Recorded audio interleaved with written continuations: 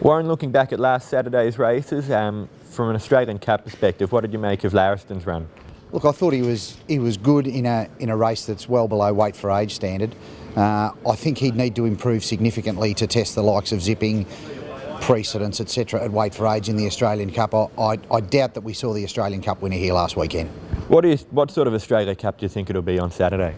Look, I think it's a good, solid race. Heart of Dreams, Zipping, Precedence, Shocking.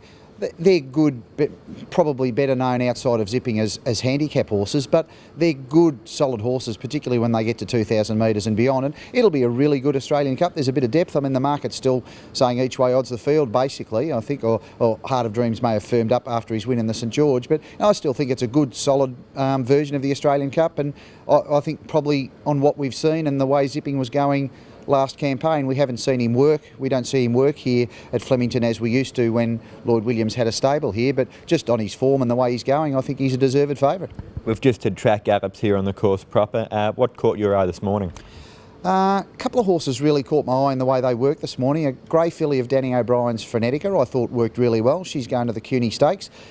That'll be an even race, but just in terms of the way she worked this morning, she was terrific. Star Witness seemed to have freshened up really well since he's run over 1,300 metres at Betfair Park a few weeks ago. He's back to his sharp, on his toes best. I don't know if that'll be good enough to beat Black Caviar, but he's certainly back to what looks like when he used to produce his best as a dynamic sprinter. He looks like that now, and he's got that freshness and sharpness back in his steps.